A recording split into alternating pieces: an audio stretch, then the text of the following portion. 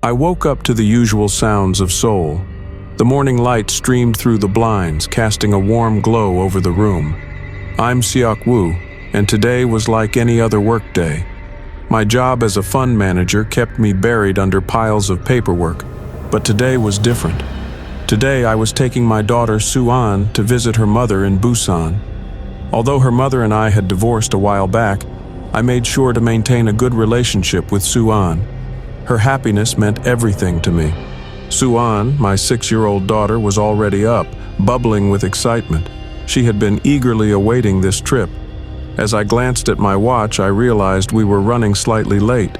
Soo-an, her backpack slung over one shoulder, beamed at me, her face filled with anticipation.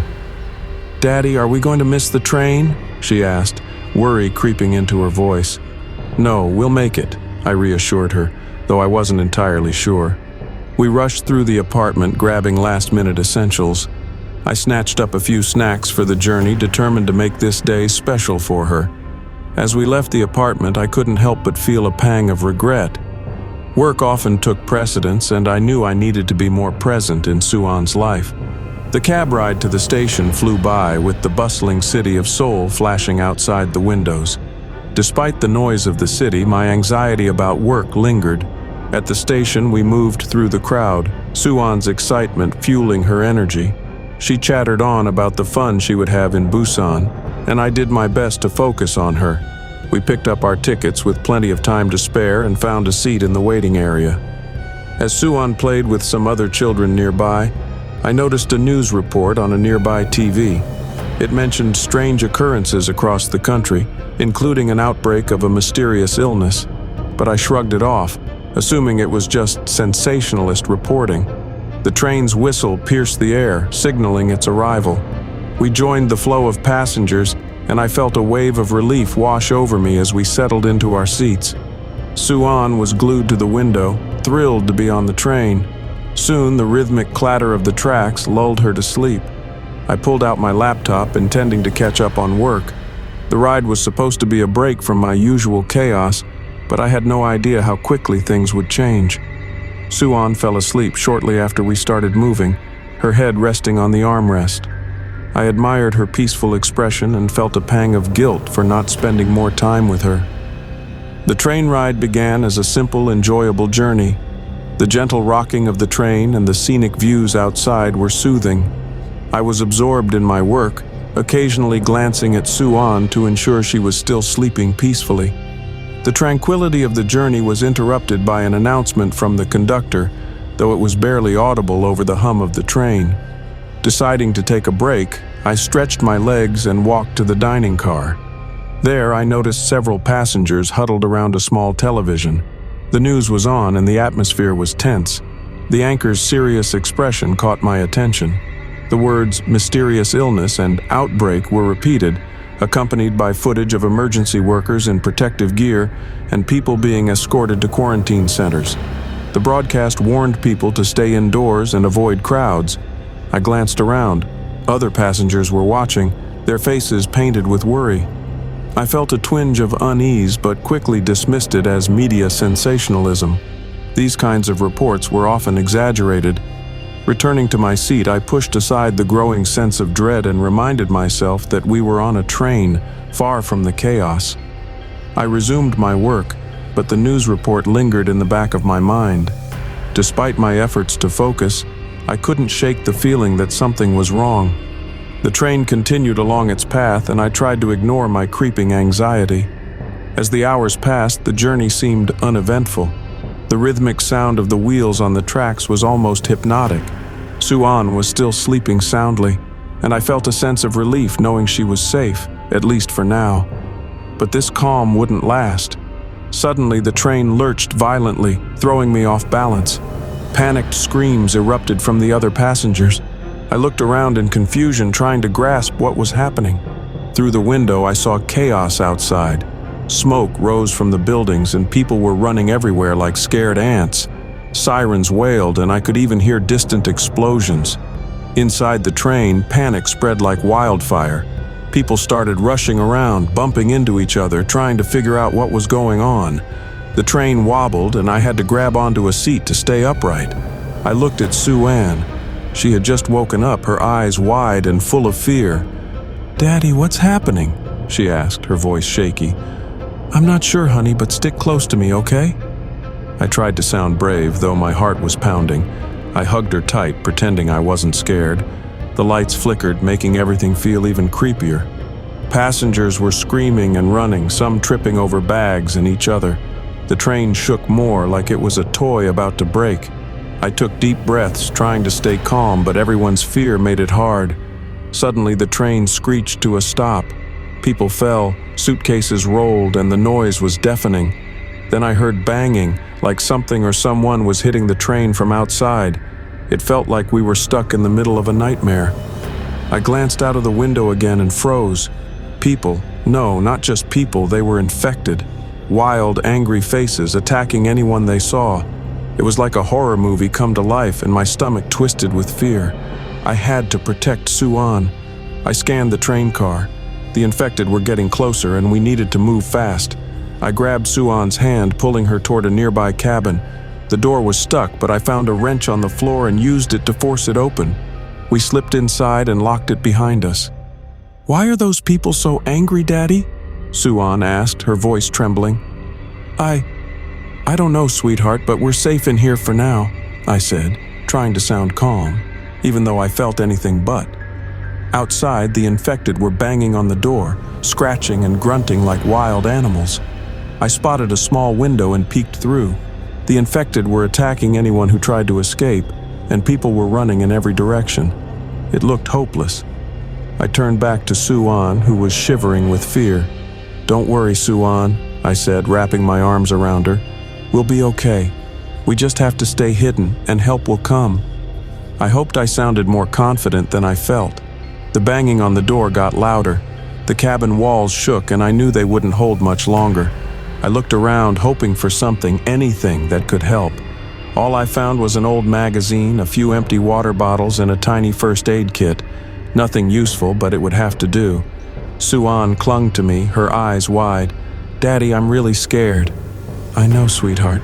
I am too," I said, gently stroking her hair. "But we're a team, right? We'll figure this out together." I smiled at her, trying to lighten the mood a little. "Plus, I bet those infected people wouldn't stand a chance against you and me." She sniffled, a tiny smile tugging at her lips. "Really?" "Absolutely. You're the bravest girl I know," I said, winking at her. It wasn't much, but humor was all I had left to keep her spirits up. Now I just had to figure out how to get us out of this mess before it was too late. I decided to check the cabin door to see if there was any way to reinforce it. I took a quick look and found that the lock was barely holding up. I needed something to barricade the door, but there was nothing substantial in the cabin. I grabbed the magazine and tried to use it to wedge the door, but it was flimsy and inadequate. The sound of the infected grew louder, and I knew we had to act fast. I tried to think of the layout of the train. If we could make it to the front, we might find a way to stop the train or signal for help, but the path to the front was likely swarming with infected. As I contemplated our options, I heard a noise coming from the cabin next door. It was a muffled cry for help, and I recognized the voice of someone who seemed to be in distress. I knew I couldn't ignore it. If there were other survivors who needed help, we might be able to team up and increase our chances of survival. I turned to Sue-Ann and said, "Stay here, okay? I need to check if I can help those people next door. I'll be right back." She looked at me with a mixture of fear and trust. "Be careful, Daddy." I took a deep breath and opened the cabin door just a crack. The corridor outside was filled with the sounds of chaos. I glanced around and saw that the infected were focused on other areas of the train, giving me a brief window of opportunity. I made my way to the adjacent cabin and carefully opened the door. Inside, I found a young woman named Jin-hee who was hiding in the corner. She looked terrified, her face pale and her eyes wide. "Please help me," she cried out. "We need to get out of here," I said urgently. "The train isn't safe. We have to find a way to the front or get off this train somehow." Jin-hee nodded and quickly gathered her belongings. "I don't know how to get out," she said, her voice trembling. "We'll figure it out," I reassured her. "Just stick close to me." We made our way back to the cabin where Sue-Ann was hiding. She looked up with wide eyes as we entered. I introduced Jin-hee to her and tried to explain the situation. Soo-an seemed comforted by the presence of another person, and I hoped that it would help her stay calm. The sound of the infected grew louder again, and I knew that our time was running out. We had to make a move. I led the way down the corridor, trying to avoid any infected that might be in our path. The train's interior was a maze, and every turn seemed to bring us closer to danger. As we moved forward, we encountered other survivors who were also trying to escape. There was Sang-hwa, a muscular man who was clearly trying to protect his pregnant wife, Seok-kyung. They were fighting off the infected with a fierce determination. We quickly joined forces, knowing that our chances of survival were better if we worked together. Sang-hwa and Seok-kyung had already devised a plan to reach the front of the train. They had managed to fend off a few infected and were making their way toward the conductor's cabin. We decided to follow them, hoping that their plan would lead us to safety. As we continued our desperate journey towards the front of the train, the situation inside was growing increasingly dire. The infected were becoming more aggressive and numerous, their frenzied movements creating a horrifying spectacle. Every now and then, we would hear the unsettling screeches of the infected and the cries of other passengers struggling to fend them off. I kept a tight grip on Soo-an's hand, trying to reassure her with a calm demeanor, though my heart was racing with fear. Jin-hee stayed close by, her face a mix of determination and anxiety. The train's interior was becoming more chaotic by the minute, with passengers desperately trying to escape or defend themselves. As we moved cautiously through the train, I noticed that some of the survivors were beginning to panic. There was a growing sense of desperation, and it was clear that not everyone would make it out alive. I could see the terror in people's eyes as they realized the gravity of their situation. We passed several cabins where the infected had already broken in. The sight of the carnage was horrifying, and it was a grim reminder of how quickly things had spiraled out of control. I tried to focus on finding a safe route to the front of the train, but the maze-like layout made it difficult.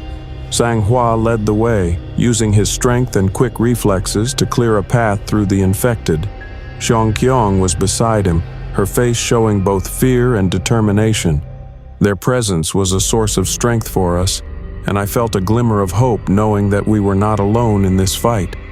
We reached a section of the train where the infected were particularly aggressive. It was a narrow corridor, and we had to move quickly to avoid being overwhelmed. Sang-hwa fought off a group of infected that had surrounded us, buying us precious time to push forward. As we pressed on, we encountered more survivors who were trying to reach the front of the train. Among them was Yeon Sang-ho, a businessman who seemed more concerned with his own survival than helping others. His selfish behavior was evident, and I could sense the tension between him and the rest of us. Despite the chaos, we managed to keep moving.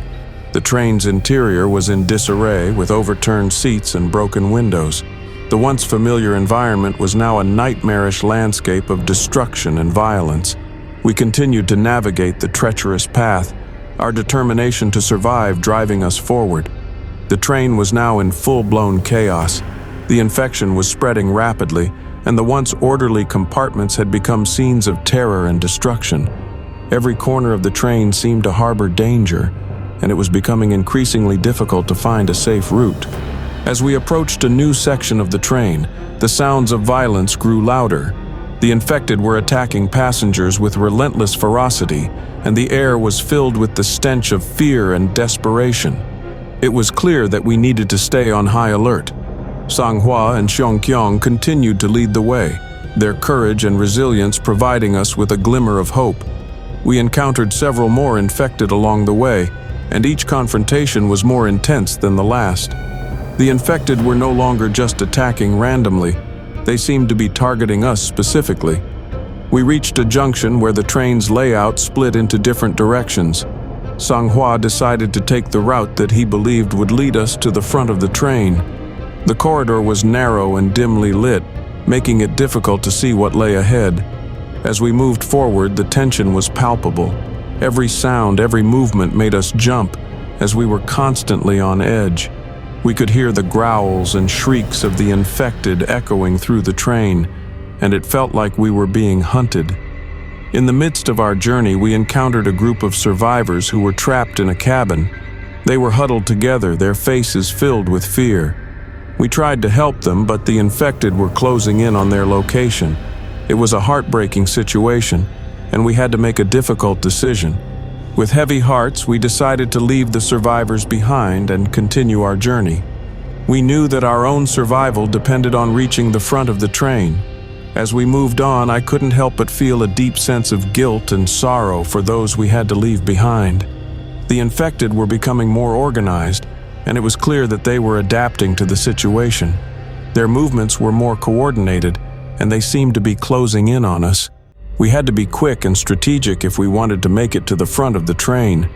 The train's front section was becoming increasingly difficult to reach. The infected had swarmed the corridors, making it nearly impossible to navigate through without encountering danger. Every step we took was fraught with peril, and the sounds of the infected grew louder with each passing moment. Sang-hwa led us through a series of tight turns and narrow passages. He was determined to get us to the conductor's cabin, where we hoped to find a way to stop the train or signal for help. Seok-woo stayed close to him, her face a mask of determination and worry. We encountered more infected as we moved forward. Their attacks were becoming more aggressive and coordinated, and it was clear that they were targeting us specifically. The situation was growing more desperate, and our chances of survival seemed to be dwindling. As we approached another junction, we found ourselves face to face with a large group of infected. There was no way to go around them, and we were forced to fight our way through. Sang-hwa took the lead, using his strength to push through the crowd. Seok-woo and I fought alongside him, trying to keep the infected at bay. The battle was intense, and we were exhausted by the time we managed to clear a path. We pressed on, our energy sapped by the constant fighting. The train's interior was a scene of devastation, with broken windows and overturned seats. We finally reached the conductor's cabin, but the door was locked. We could hear the sound of the train's horn blaring in the distance, signaling its movement. It was clear that we had to act quickly if we wanted to stop the train. Sang-hwa and I tried to force the door open, but it was stubbornly resistant. We used all our strength, but the door wouldn't budge. The infected were closing in on our location, and we knew that we had to find another way. Jin-hee suggested that we use a nearby fire extinguisher to break the door open. We grabbed the extinguisher and smashed it against the door. The lock gave way, and we stumbled into the conductor's cabin. The scene inside was chaotic. The conductor was unconscious, and the control panel was in disarray. We had to figure out how to stop the train and get control of the situation. My heart raced as I looked at the complex controls, trying to make sense of them. Inside the conductor's cabin, we were met with a grim reality. The controls were a tangled mess of switches and levers, and it was clear that stopping the train would not be easy. I quickly assessed the situation, trying to find any familiar controls that might help us. Sang-hwa was checking the unconscious conductor for any signs of life. Seok-woo stayed by his side, her face pale with concern.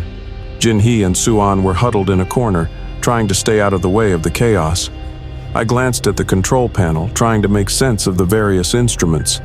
I had no experience with operating a train, but I knew that we had to try something. I started to pull levers and press buttons, hoping that something would work. The train continued to speed along the tracks, and the sounds of the infected grew louder as they closed in on our location. The situation was becoming increasingly desperate, and I could feel the weight of responsibility on my shoulders. The lives of everyone on this train depended on our actions. Sang-hwa managed to wake the conductor, who was disoriented but conscious. He quickly explained the situation and tried to provide us with instructions on how to stop the train. His words were rushed and frantic, but I did my best to follow his guidance. As I worked on the controls, I could hear the infected pounding on the door of the cabin. It was only a matter of time before they broke through. We had to act quickly if we wanted to survive. With the conductor's help, I managed to slow the train down.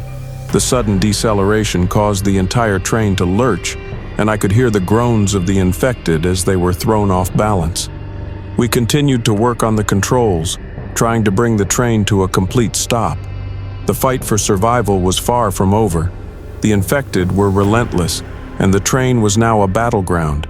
We had to stay focused and work together if we wanted to make it through this nightmare. The air inside the conductor's cabin was thick with tension. We had managed to slow the train, but it was still moving. My hands were shaking as I worked with the controls, trying to piece together the instructions the conductor had given us. The pounding on the door was relentless, and I could hear the infected snarling and scratching as they tried to break in. Sang-hwa was doing his best to breach the area.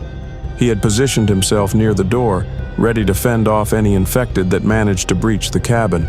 Seok-kyung stood by him, her face pale with anxiety but determined to stay by his side. Jin-hee and Suan were huddled in the corner, their eyes wide with fear, but trying to remain as calm as possible.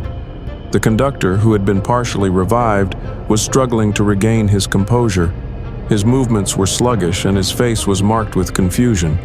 He looked at me with a mixture of desperation and urgency. "We need to get this train stopped completely," he said, his voice raspy.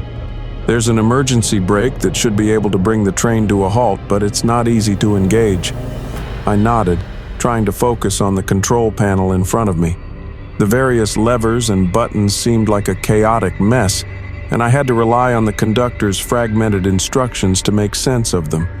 The pounding on the door grew louder, and I could see the door starting to buckle under the pressure. "Stay focused," I told myself, trying to push aside the mounting panic. I pulled a lever that the conductor had indicated, but nothing seemed to happen. The train continued to move, and I could feel the weight of the situation pressing down on me. Sang-hwa glanced over and said, "We don't have much time. We need to get this train stopped before the infected breach the cabin." I looked back at the conductor, who was struggling to stay conscious. "Can you point me to the emergency brake?" I asked urgently. The conductor, with great effort, pointed to a red lever on the far side of the control panel. "That lever. Pull it hard," he managed to say before his head lolled to the side. His eyes were glazed over, and it was clear that he was in no condition to help further. I took a deep breath and moved towards the emergency brake lever. The door rattled violently as the infected continued their assault, and the noise was deafening. I reached for the lever and pulled it with all my strength. The train shuddered as the brakes engaged, and I could feel the deceleration as the train began to slow down. The process was slow, and I could see that the infected were getting closer. The door of the cabin was barely holding up, and I knew that we were running out of time. My heart was pounding in my chest as I watched the speedometer slowly decrease. The train was coming to a stop, but it felt like it was taking forever. Finally, with a final jolt, the train came to a halt. The sudden stop caused everyone to stumble, and the cabin was filled with a collective sigh of relief. The pounding on the door continued, but the immediate danger had been momentarily averted. Sang-hwa moved quickly to barricade the door with any available materials. Seok-kyung helped him, her face showing both relief and exhaustion. Jin-hee and Suan remained huddled together, their eyes darting nervously around the cabin. With the train finally stopped, we had a brief respite. The immediate danger from the infected was momentarily under control, but the situation outside was still dire. I peered through the small window in the conductor's cabin, trying to get a better view of the outside world. What I saw was both alarming and surreal. The train had come to a stop in the middle of a desolate area, surrounded by a wasteland of devastation. Smoke billowed from distant fires, and the once bustling cityscape was now a landscape of ruin.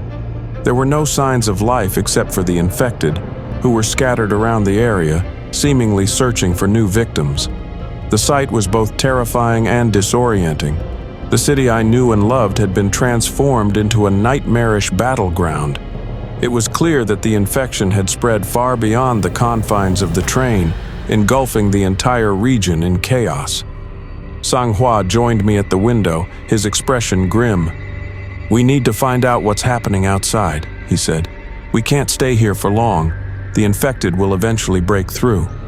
I nodded in agreement. We had to come up with a plan to escape the train and find a safer location. I glanced back at Suan and Jin-hee, who were both watching us with anxious eyes. "We need to be very careful," I said. "We don't know what we'll find out there." I opened the door to the conductor's cabin and led the way out onto the train platform. The air was heavy with the smell of smoke and decay. The platform was eerily quiet, with only the distant sounds of chaos echoing through the empty streets. Sang-hwa, Seok-woo, and I moved cautiously, keeping a close eye on our surroundings. The infected were wandering aimlessly, and it was clear that they were not focused on us at the moment. However, we couldn't afford to let our guard down. We made our way towards the front of the train, where the control room was located. The area was littered with debris, and the occasional distant scream served as a stark reminder of the danger that lurked nearby. As we approached the front of the train, we noticed that the area was relatively clear of infected. The train had stopped near a large warehouse which might offer some protection from the infected. We decided to investigate the warehouse, hoping that it might provide some shelter and a way to assess our situation further. The warehouse loomed ahead, its large doors partially open. The structure appeared to be intact, and it seemed like a potential safe haven. We approached the building cautiously, our senses alert for any signs of danger. As we entered the warehouse, the interior was dimly lit and filled with the smell of must and decay. The vast space was cluttered with piles of crates and boxes, creating a maze-like environment. The silence inside was almost deafening, and the atmosphere was heavy with tension. Sang-hwa and I took the lead, carefully exploring the warehouse for any signs of life or danger. We moved through the maze of crates, our footsteps echoing softly in the cavernous space. Seok-woo, Jin-hee, and Suan followed closely behind, their faces marked with a mixture of hope and apprehension. The warehouse appeared to be abandoned, but we remained cautious. The infected were still a threat, and we couldn't afford to let our guard down.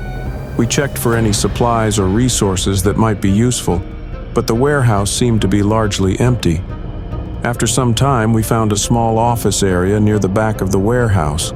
It was relatively clean and offered a secure place to rest. We decided to set up a temporary camp there, hoping that it would provide some protection from the infected. Sang-hwa and I took turns standing watch while the others rested. We were all exhausted, both physically and mentally. The weight of our situation was starting to take its toll, and the uncertainty of what lay ahead was a constant source of stress. As night fell, the warehouse grew darker, and the outside world seemed to be enveloped in shadows. The sounds of the infected outside were distant but persistent, a constant reminder of the danger we faced. We had to stay vigilant and be prepared for any situation. The night was long and fraught with tension. We took turns keeping watch, our eyes straining in the darkness. The warehouse was relatively quiet, but the occasional distant sound kept us on edge. We had managed to find some basic supplies in the office area, but our situation was far from ideal. Around midnight, a noise from outside caught my attention. It was faint but distinct, a rhythmic pounding that seemed to be getting closer. I glanced at Sang-hwa, who was keeping watch at the entrance. He looked concerned and motioned for us to be quiet. We all held our breath, listening intently. The pounding grew louder and more insistent, and it was clear that something or someone was approaching the warehouse. I moved cautiously to the door, trying to get a better view of what was happening outside. To our surprise, the door to the warehouse creaked open slightly. A figure stumbled in, covered in dirt and blood. It was a man, disheveled and clearly in distress. His clothes were torn, and he looked like he had been through a harrowing ordeal. The man collapsed on the floor, gasping for breath. We quickly moved to his side, helping him to a more comfortable position. "What happened?" I asked, trying to understand the situation. The man looked up with a mixture of fear and relief. I was on another train," he managed to say between breaths. "The infection spread so quickly. We were attacked. I barely escaped." We provided him with some water and tried to get more information out of him. He explained that he had been on a train heading in the opposite direction when the infection broke out. The train had been overrun, and he had managed to escape through a window. His account of the infection's rapid spread was chilling. It was clear that the situation was even worse than we had imagined. The infection was not limited to just the train. It had engulfed the entire region, and the chaos was spreading further. With the new information from the survivor, we had to reassess our situation. It was clear that staying in the warehouse was not a long-term solution. The infection was spreading rapidly, and we needed to find a more secure location or a way to escape the area. Sang-hwa and I gathered everyone to discuss our next steps. The survivor had mentioned a nearby military base that might offer some protection and resources. It was a risky move, but it seemed like our best option given the circumstances. "We need to get to the military base," Sang-hwa said, his voice firm. "It might be our best chance for safety and supplies." Seong-kyung nodded in agreement, though her face was lined with worry. "But how do we get there? The infected are everywhere." I looked at the survivor, who had regained some of his strength. "Do you know the way to the military base? Is it safe?" The survivor nodded. "I know the way, but it's not going to be easy. The area around the base is heavily infested. We'll need to be careful and avoid drawing attention." We spent the next few hours preparing for the journey. We gathered any supplies we could find in the warehouse, including food, water, and medical supplies. We also planned our route to avoid the most dangerous areas and minimize our exposure to the infected. As dawn approached, we set out from the warehouse. The area outside was still eerily quiet, and we moved cautiously, keeping a close watch for any signs of danger. The city around us was a wasteland of destruction, and the infected were scattered but still a threat. We followed the survivors' lead, making our way through the desolate streets. The military base was located on the outskirts of the city, and it was a long and treacherous journey. The infected were becoming more frequent, and we had to navigate through several dangerous areas. After several hours of navigating through the chaos, we finally reached the outskirts of the military base. The area was surrounded by a high fence, and the base itself appeared to be fortified. It was a glimmer of hope in the midst of the devastation. We approached the base cautiously, using any cover available to avoid detection. The area around the base was littered with debris, and the sounds of the infected were distant but still present. The survivor led us to a gate that was partially open. It looked like it had been breached recently, and there was no sign of any military personnel. We moved quickly through the gate and into the base, hoping to find some safety and assistance. Inside the base, we found a mix of abandoned and damaged buildings. The area had clearly been hit hard, and there were signs of a recent battle. The base was eerily quiet, and it was clear that the military had been forced to retreat or had been overwhelmed. We searched the base for any signs of life or resources.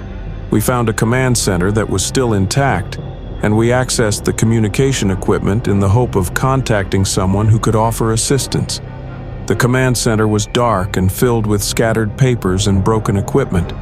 I tried to make sense of the communications equipment, but it was clear that the base was no longer operational. We found a few supplies and weapons which could be useful for our survival. As we explored the base, we encountered a few other survivors who had taken refuge there. They were in a state of despair, having been unable to escape the infected or find a way to safety. We shared what we had and offered them what comfort we could. With the realization that the military base was no longer a viable option for long-term safety, we had to come up with a new plan. The survivor who had joined us suggested that there might be another safe zone located further out of the city. It was a long shot, but it seemed like our best option. We decided to set out for this new location, hoping that it might offer us a better chance of survival. We gathered our supplies and prepared for the journey. The base had provided us with some useful resources, but we knew that we had to stay vigilant. As we left the base and made our way towards the new safe zone, the city around us continued to be a landscape of ruin and destruction. The infected were still a constant threat, and we had to navigate through several dangerous areas. The journey was grueling, and we had to take frequent breaks to avoid exhaustion. We encountered several groups of infected along the way, and each confrontation was a reminder of the danger that surrounded us. Despite the challenges, we remained determined to reach the safe zone. The hope of finding a place where we could finally find some respite kept us going. The infected continued to pose a threat, but we were able to avoid most of the danger by staying alert and using the cover of darkness to our advantage. After a long and arduous journey, we finally reached the outskirts of the new safe zone. It was a fortified area with high walls and a well-organized perimeter. The sight of the safe zone was a relief, and it provided a glimmer of hope for our weary group. We approached the safe zone cautiously, making sure to avoid any potential threats. The area was guarded by military personnel who had managed to establish a secure perimeter. We were greeted with a mix of relief and curiosity by the guards. Inside the safe zone, we found a community of survivors who had managed to find safety amidst the chaos. The area was well organized, with resources and medical assistance available. It was a stark contrast to the desolation we had experienced outside the walls. We were given a warm welcome and provided with food, water, and medical care. The people inside the safe zone were friendly and supportive, offering us comfort and assistance. It was a much-needed respite after the harrowing journey we had endured. As we settled into our new surroundings, we took the time to reflect on our experiences. The infection had transformed our world into a nightmarish landscape, but the safe zone offered a beacon of hope. We were safe for the moment, but we knew that the situation outside remained dangerous. Life inside the safe zone began to settle into a routine. We adapted to the new environment and took advantage of the resources available to us. The sense of security within the walls was a welcome change from the constant danger we had faced outside. The survivors in the safe zone were a diverse group, each with their own stories of struggle and survival. We shared our experiences and formed new bonds with those who had also faced the horrors of the infection.